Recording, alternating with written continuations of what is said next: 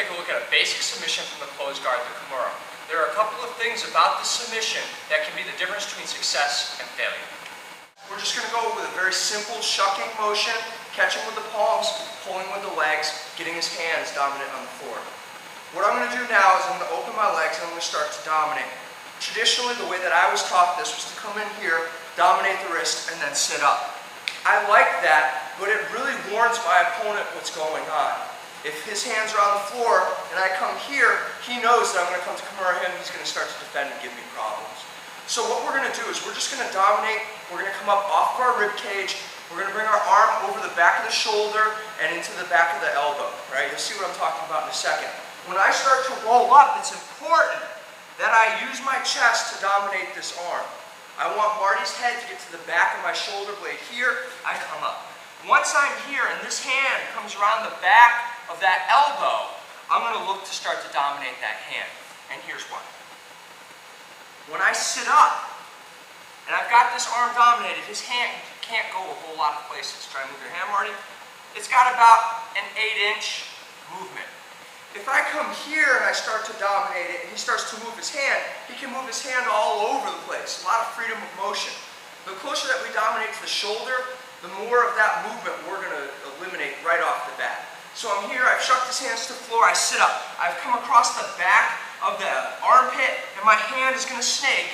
You watch those knuckles, are going to come around the inside of the elbow. This is great. Now it's going to be very easy for me to dominate that wrist, and I dominate my hand. Now from here, I'm going to bring my bottom out to the side. Watch how far my bottom comes out. I'm going to straighten this leg. My bottom is going to come to the outside of the leg. We'll look at why in a second.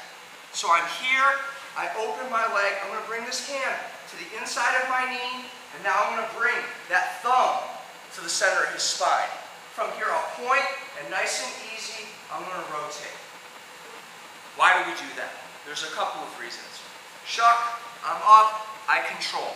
What's the most common defense? Marty, what's the most common? Yeah, grabbing the inside of your thigh. This is BS, guys. This is never going to stop you from getting Kimura. What's going to end up happening is people get here and they start to pull with their arms and they can't clear it. Well, what I want to use is all of my core muscles, my thigh muscles and everything. I'm going to straighten all of this out. I keep my upper body locked. And when I straighten this leg and bring my bottom to the outside, my butt to the outside, that's what's going to clear this hand. So I come here and I arch. See how I pull with my whole body. Once I'm here and that bottom's to the outside, I'll bring that knee out and I bring that thumb to the back. Look how close we get that thumb to the spine. That's exactly what we want. Now that his knuckles are on his back, there's no way he can grab anything to defend. Marty, try to defend. Cool, he can't do it.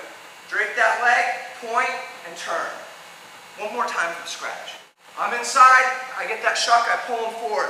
I sit up here, across the back of that shoulder, my knuckles come in at the back of the elbow. From here, I grab, he starts to defend. I love when they defend like this. From here, don't jerk with your whole body, straighten the leg. Look at how I become rigid. The whole side of my body is straight. That's exactly what we want. From here, I'll bring that knee to the outside.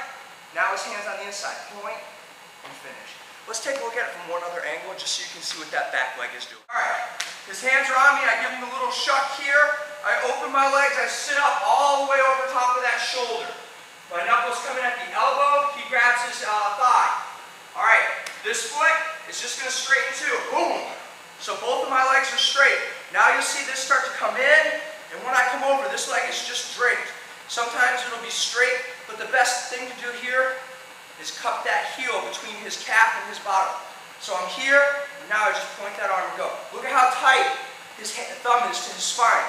A lot of people will get out here and try to finish here, and the more flexible they are, I've had people almost take their thumb and punch themselves in the back of the head. That's unacceptable. We can eliminate all of that just by bringing that thumb into the spine here and up.